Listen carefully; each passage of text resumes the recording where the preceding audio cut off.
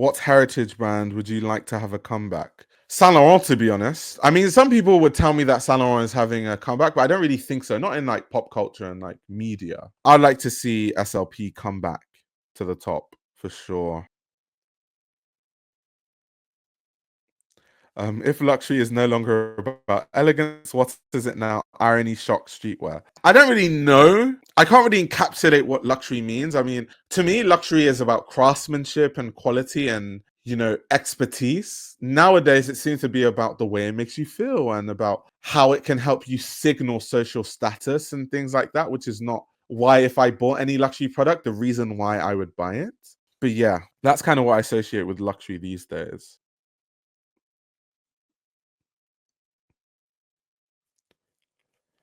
I don't know how to articulate this, but what are your thoughts on the intersection between luxury and democratization? I think that's kind of always been happening, right? I think luxury last century used to be associated with high society, kings and queens, and, a lot of couturiers used to dress kings and queens and princes and princesses. Whereas now, when you think of luxury, you think of sweatshops and all that sort of stuff because Bernard Arnault's mission is like luxury, but for everyone, because that's how he can make the most money, right? How he can maximize money. So the messaging went to everyone can buy luxury, whether you have to go into debt to buy it, everyone has access to at least a luxury thing, whether that's a belt, a bottle of perfume, a bag. Everyone is open to luxury. The only reason why they did that is to make more money. But if anything, it decimated the craft of luxury, it decimated the inspiration of luxury, how forward thinking it was. I mean, luxury fashion used to set all the trends, whereas I feel like now all the luxury brands are chasing after the trends. It's quite funny the way that these luxury brands scramble. Like they have no distinctive point of view. A lot of them just pivot based on what the trending thing is. I mean, look at what happened with Gucci when Sabato de Sano was there and them going to this sort of quiet luxury, trying to channel Tom Ford thing instead of having their own design aesthetic and trying to build that way. It's just a whole mess. I think that there's nothing wrong with democratization of fashion. I just think the way that the industry went about it really destroyed the true essence of craft. But yeah, I think when it comes to that, it's just the way they did it I have an issue with, rather than fashion being democratized. I think fashion being democratized is good because I wouldn't have a place in the industry if it wasn't. Like I wouldn't be able to start my own independent YouTube channel and build my own platform that way. Only magazines would have a voice, which is bad, right?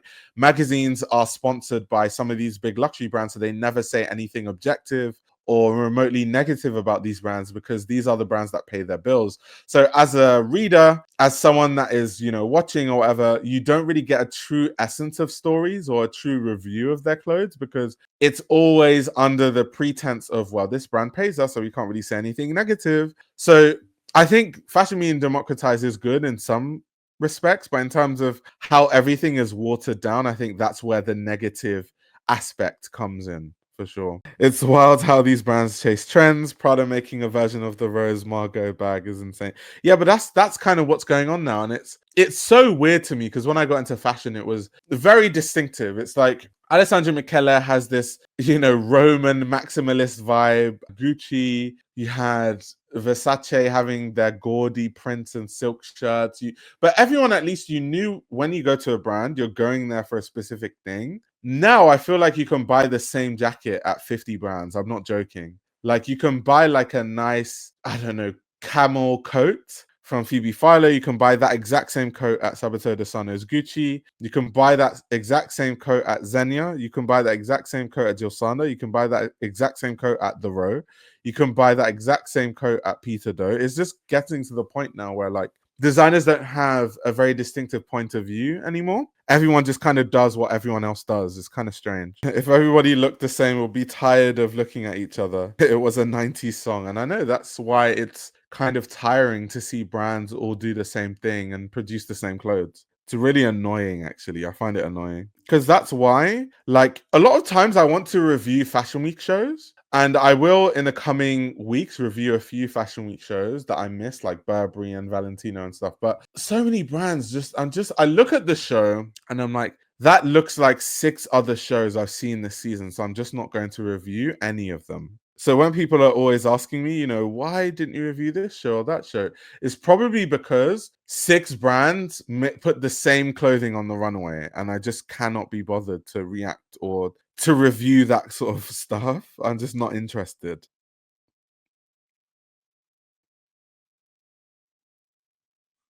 Wait, who got Vetements tattoos at Coachella? Was that a thing? No way. I need to Google this 1 second. Like I said, I haven't really been following what's been going on at Coachella, but there is no way people got Vetements tattoos at Coachella. There's absolutely no way. Wait, Vetements was offering free tattoos. No way, guys. No way. How did I not see this? No way. People genuinely got Vetements tattooed on their skin. That is sad. That is sad. And they're permanent tattoos. Oh no. Oh no. So basically, they're turning human beings into human billboards of Vetements. That's a shame. That's an absolute shame. Yeah, I can't believe that happened. That's so funny.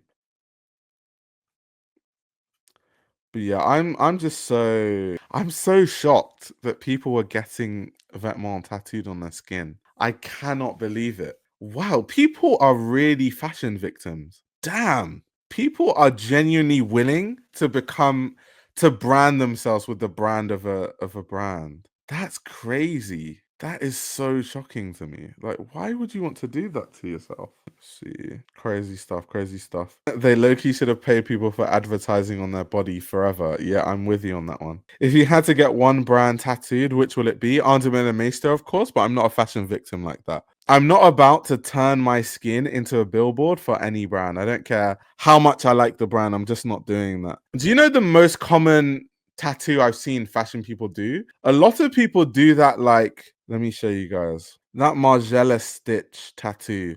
So many people do that shit. Yeah, this is so common among fashion people. So many people do that, like 4-stitch tattoo on the back of their neck. Like, so many people have that tattoo. That's like the ultimate like fashion victim tattoo, in my opinion. This is like the ultimate one that I see so many people do. But yeah, I would never. I don't even have a tattoo to start with, so I'm not gonna start with branding myself with brands. That's not going to happen, guys.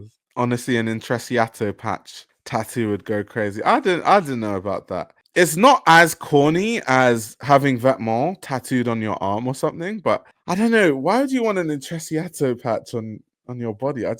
Why do you want that? The Rick lines down the back. I've seen that one too. That's true. That's quite common. That's quite common for sure. If I'm seeing that tattoo in real life, I'm saying, you're supposed to take the stitches off. You want them to cut off their skin to cut the stitches. Is the 4-stitch replacing the barcode tats? Oh, I forgot about that. The barcode tattoo era. Oh my gosh. Oh my gosh. I forgot about that. Please do not remind me about that. Oh my days. The barcode tattoos. Oh.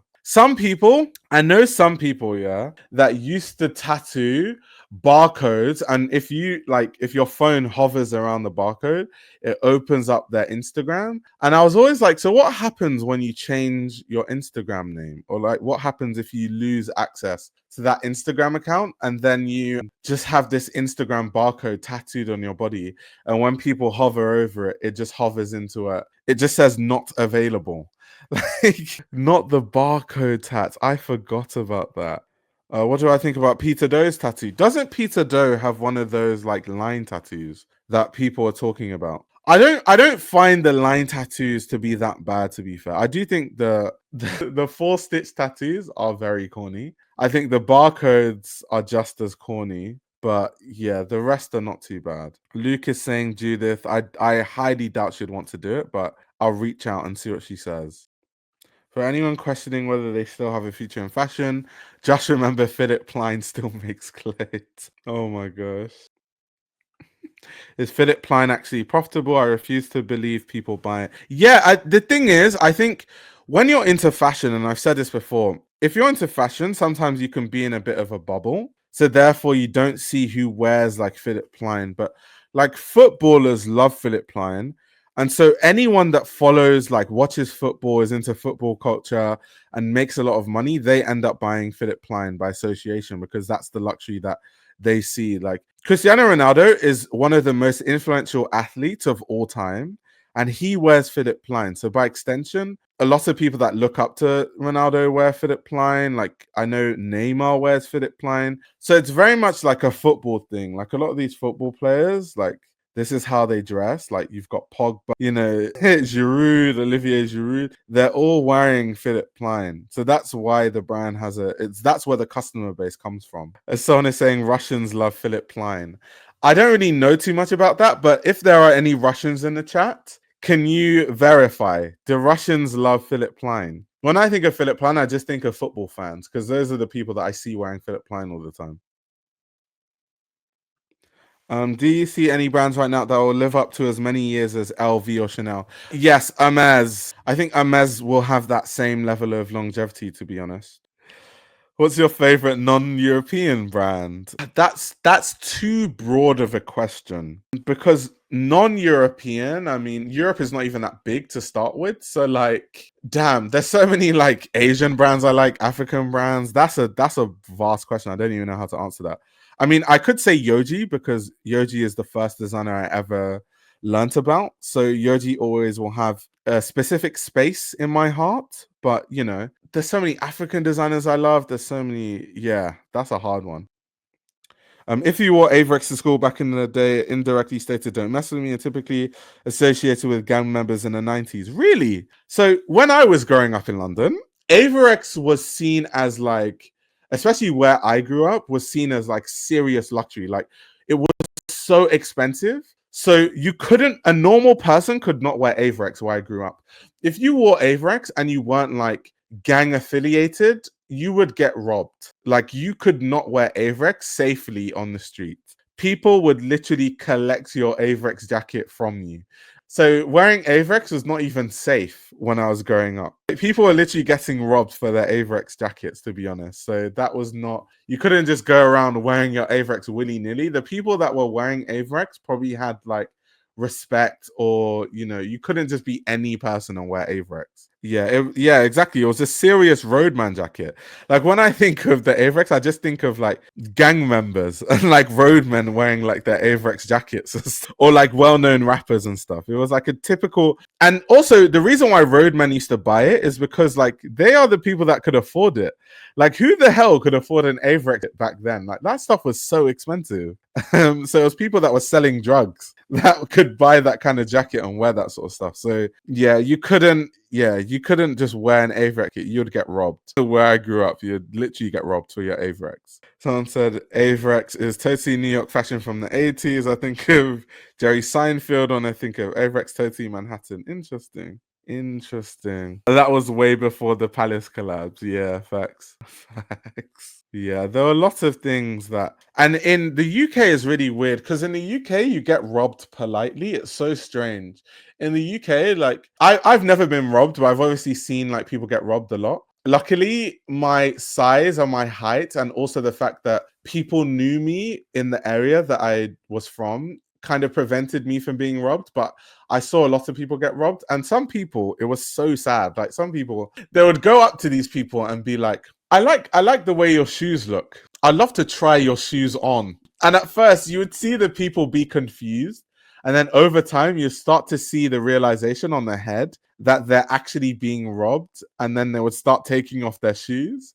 Or they'll be like, what size are you? They'll be like, let's say the person that's robbing is a size 9 and the person says size 8.5. They'll be like, I can squeeze into an 8.5. Let me try and let me try and oh my gosh, man. And then if you try and run away, that's when you get stabbed. But you would kind of know it.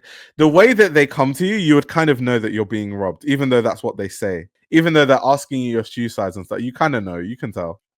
Would you agree that exotic dancewear / stripper has had an influence in fashion over the years, and do you think credit is given? I guess so. I mean, you can see the influence in brands like Mugler and stuff. I definitely think there's an influence there. I definitely don't think that the credit is given because I think a lot of designers, especially in the 90s, were inspired by strip clubs and sex workers and nightlife.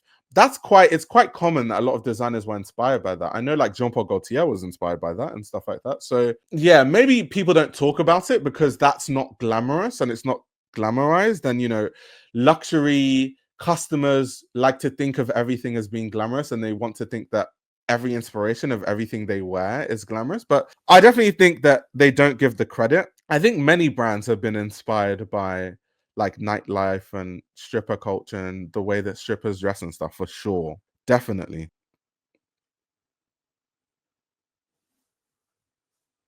Luke says the difference is that those designers could elevate it to something better, but that doesn't happen anymore. Human Youth says, especially in a lot of street style, it's very sex work adjacent. No shade, but you see it. No, for sure. I see it all the time. I definitely know what this person is like alluding to, for sure. I definitely see it. Mugler got that tech wear for the strippers. Mugler is like the first brand that comes to mind, but a lot of brand, like I said, Jean Paul Gaultier, that like there are a lot of brands that were inspired by that. Are there any brands that have closed that you wish were still running? Oh, that's a good question. There are a lot, but I'm trying to come up with one answer. I mean, a lot of the brands that I like that have closed are like historical brands. Y Project is one. Well, not in terms of historical brands, but Y Project is a brand that closed down recently that I really liked. Old brands, there's so many like old couturiers that had brands that just haven't opened since. I guess it's a good thing because their legacy isn't tarnished. But in a selfish way, I would like to know what a modern interpretation of that brand would look like. Like, what would Mary Quant in 2025 look like in a market where I feel like that aesthetic would work? Because considering that Miu Miu is the big brand right now, is the trendy brand right now, I think Mary Quant could slap. Like a modern version of Mary Quant could slap in 2025, for example. So that's just my selfish thing. So yeah, just depends. Oh, AF Vandervorst. I was talking about Vandervorst. Was it yesterday or the day before? But yeah, that's a brand that would be cool to see doing shows again and stuff. I miss Hood by Air dearly. I guess Anonymous Club though is supposed to be like, if you miss Hood by Air, just check out Anonymous Club. But it's not the same thing, of course. It's just not the same. But yeah, Hood by Air was a time. That was a time. That was iconic. Yeah, so Hood by Air came back for a bit and then it closed down after. So when Hood by Air came back, do you guys remember when Hood by Air came back? Because they came back in like with a big thing and then they just kind of didn't do anything after that big comeback. So they were gone for a really long time. Then they came back and it was big on Instagram and stuff. And then it kind of just fizzled out and it just became Anonymous Club. Like that became Shane Oliver's main focus. So yeah, they had one comeback, but yeah, closed down, I think, after. I'm not sure if they've officially closed, but I haven't heard anything from Hood by Air in a while. Pyer Moss. I slightly forgot about that brand. Pyer Moss. Do you guys remember that couture show that Kirby Jean Raymond did? That everyone lambasted. That was crazy. That was a crazy time in fashion. That was insane. What I will, to give him credit though, some of the Pyer Moss shows were amazing. I'm not going to lie to you. I really enjoyed some of the early shows. I just don't know what happened close to the end. To give him his credit, some of those early Pyer Moss shows were really cool. Like there was a show that he did that was around the history of like black cowboys and stuff, and like how a lot of the historical cowboys were black and it's like kind of forgotten in history. That show was really cool. I will never forget that show. I thought it was really good. I like the referencing. I like the outcome of the garments. I just think that with time it just got a bit worse. But the earlier Pyer Moss stuff, to give him his credit, I think he was doing quite well. It's just, yeah, at the end it just became a bit almost like he had less to say. So then he just kind of just forced certain political narratives that didn't. It's okay to have politics in your clothing, but the way he was doing it was just a bit weird. And then he was just like made himself enemy number one, fighting everyone in the industry and all that sort of stuff. So when obviously his brand closed down and there weren't any investors in sight, it didn't really surprise me because it's like he made an enemy out of everyone in the fashion industry.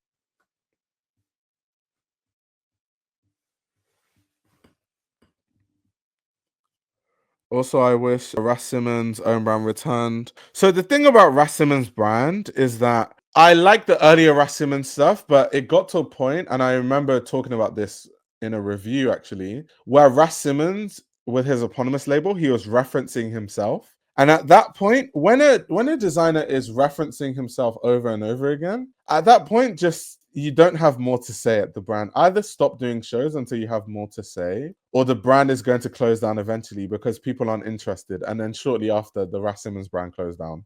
Ras Simmons, as he was running his brand, was working at so many different jobs. Think of how many jobs that Ras Simmons did while simultaneously, operating his eponymous label. Dior Sander, Dior, Calvin Klein, Prada. Like, how are you going to divide attention with all those brands in your eponymous labels? Like, not even possible.